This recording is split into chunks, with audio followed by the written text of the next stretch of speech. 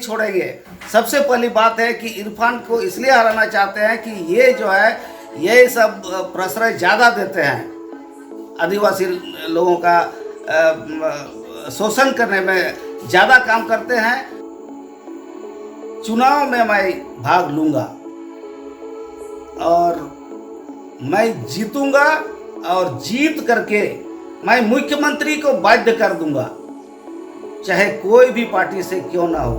मुख्यमंत्री को मैं बाध्य कर दूंगा और इस नियम को बदलने के लिए हम एड़ी चोटी एक कर देंगे और रास्ते पर सभी आदिवासी समुदाय को लेकर के मैं उतर जाऊंगा।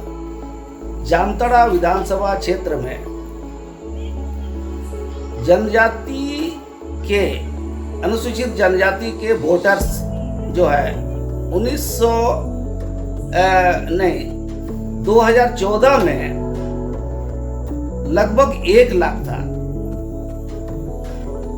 लेकिन आज मतलब 2024 में इनकी संख्या है 86,000, अर्थात लगभग 14,000 आदिवासी कम हो गए। परसेंटेज मैं नहीं बता रहा हूँ, यहाँ की संख्या के अनुसार से मैं वोटर्स का लिस्ट देखते हुए मैं बोल रहा हूँ। तो इसका कारण क्या है? अर्थात हम यहाँ के आदिवासी अर्थात जनजाति को हम संरक्षण नहीं दे पा रहे हैं। सरकार ये अक्षम है, भारत सरकार बोलिए चाहे झारखंड सरकार बोलिए, आदिवासी का संरक्षण नहीं दे पा रही है। इसके लिए जो है आदिवासियों को बहुत लड़ाई लड़ना पड़ेगा। यहाँ के आदिवासी ज़्यादातर पलायन करते हैं, काम के खोज में हो, नौकरी के खोज में हो, दूसरे प्रदेश में चले जाते हैं, जिस कारण जो है यहाँ वोटर लिस्ट से भी उसका नाम चला जाता है, गायब हो जाता है। और दूसरी बात है कि यहाँ कुपोषण का शिकार ज़्यादा आदिवासी होते हैं।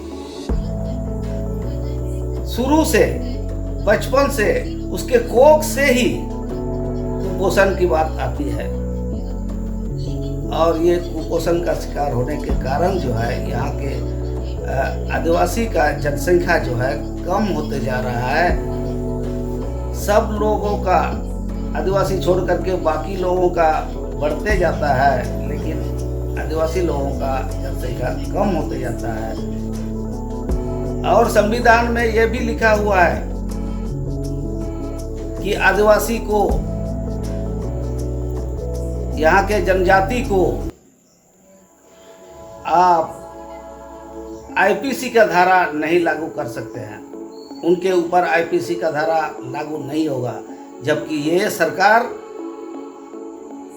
इस नियम को तोड़ मरोड़ करके जो है इस तरह से पेश करते हैं, क्योंकि आदिवासी लोगों को भी आईपीसी के धारा में ले आते हैं और उनके ऊपर भी एफआईआर कर सकते हैं। सच पूछिए तो ये जनजाति के ऊपर जो है किसी भी हालत में एफआईआर हो नहीं सकता है। और मैं तो यही कहूँगा कि आदिवासी को यहाँ मिटाने का साजिश एक तरह से सरकार द्वारा हो रहा है। आदिवासी का अस्मिता को मिटाने का षड्यंत्र एक तरह से यहाँ रचा हुआ है। नहीं तो आदिवासी के लिए जो कानून है उसको सबल रूप से क्यों नहीं लागू करते हैं, और इसको लागू करने से ही यहाँ के जनसंख्या में बोलिए, यहाँ का रीति रिवाज में बोलिए, सारा कुछ में प्रभाव जो है पड़ेगा। वैसे तो आदिवासी का रीति रिवाज में प्रभाव जो है ज़्यादा पड़ने को नहीं है, क्योंकि इन लोगों का रीति रिवाज कोई लिखित रूप में नहीं है और ये परंपरागत है जो कि बरकरार रहेगा। अब तो लव जिहाद से लैंड जिहाद भी हो गया है। ऐसा है कि हमारे झारखंड में ही एक ऐसा गांव भी है जो संताल परगना में ही है, वहाँ पर जो है जमाई ग्राम करके ही नाम लिख दिया है या जमाई गांव करके ही नाम लिखा है। और वहाँ जो है मैक्सिमम मैंने आदिवासी लड़की को शादी करके उस गांव में, तो इससे आदिवासी को क्यों, सरकार को भी इस चीज को संज्ञान में लेते हुए इस कानून को बदलने का चेष्टा करना चाहिए। ये सही है कि यहाँ का कास्ट सर्टिफिकेट या कास्ट के बारे में जो भी आप बताएंगे तो लास्ट में अनुमति जो है राष्ट्रपति का होगा। तो फिर ये झारखंड सरकार इस नियम को फिर बदलने का क्यों उठा नहीं रहे हैं? राष्ट्रपति भी अभी आदिवासी ही है। मुझे ऐसा लगता है राष्ट्रपति इस पर अप्रूवल जरूर देंगे यदि झारखंड सरकार से इसको पारित किया जाए। अब यहाँ झारखंड में ही क्यों हो रहा है, इसलिए मैं ये भी कहूँगा कि झारखंड सरकार जानबूझ करके आदिवासी का अस्मिता को खत्म करने के लिए जो है इस नियम को लागू किया है। यदि नहीं चाहते हैं तो वो दिखा दे झारखंड सरकार कि ये नियम जो है गलत है, तो उसके लिए सदन में लाए, डिबेट हो, इसके बाद पारित हो नियम को चेंज करने के लिए, और उसको राष्ट्रपति द्वारा अंत में जो है साइन करा करके फिर चेंज कर दे। यही मेरा दिली इच्छा है। और यदि सरकार नहीं कर रही है तो मैं खुद भी चुनाव में मैं भाग लूंगा और मैं जीतूंगा, और जीत करके मैं मुख्यमंत्री को बाध्य कर दूंगा, चाहे कोई भी पार्टी से क्यों ना हो।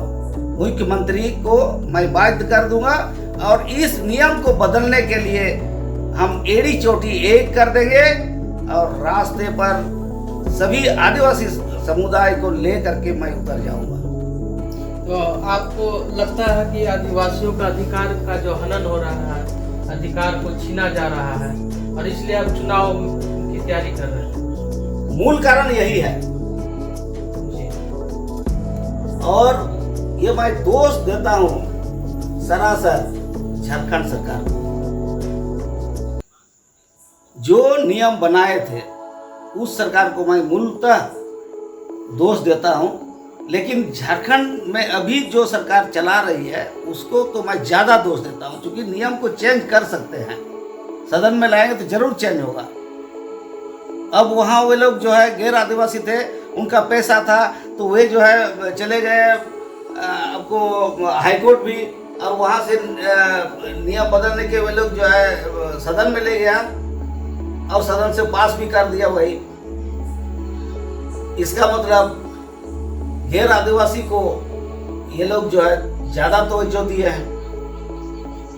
मूलतः इस झारखंड को आप कहिए तो ये जो है आदिवासी का आइडेंटिटी के लिए बना है, लेकिन इस चीज को सब लोग भूल गए हैं। तो जो आदिवासी शोषित हैं, उपेक्षित हैं, जिनका शोषण हो रहा है, उनका आवाज बनकर आप चुनाव में जी चुनाव कहाँ से लड़ेंगे? ऐसा रणनीति अभी इसका रणनीति मैं नहीं बनाया हूँ, लेकिन इसका प्रकरण शुरू हुआ है। जामताड़ा जिला में जामताड़ा जिला में प्रत्येक पंचायत से मैं लगभग 10 पंचायत में अपना संगठन बना लिया हूँ, और वहाँ से जो है मुझे बहुत अच्छा उत्साहवर्धक काम वे लोग कर रहे हैं, हमारे अनुयायी। और वे लोग तो बोलते हैं कि आप कोई भी पार्टी से यदि टिकट नहीं मिला तो आप जो है निर्दलीय रूप में आइए, हम लोग समर्थन करते हैं। और इरफान को हरा करके ही छोड़ेंगे। सबसे पहली बात है कि इरफान को इसलिए हराना चाहते हैं कि ये जो है ये सब प्रश्रय ज़्यादा देते हैं, आदिवासी लोगों का शोषण करने में ज़्यादा काम करते हैं। यहाँ के इरफान साहब जो हैं, यहाँ के विधायक जी अभी जो हैं, वो इस काम पर ज़्यादा जो है लगे हुए हैं कि आदिवासी का लाभ।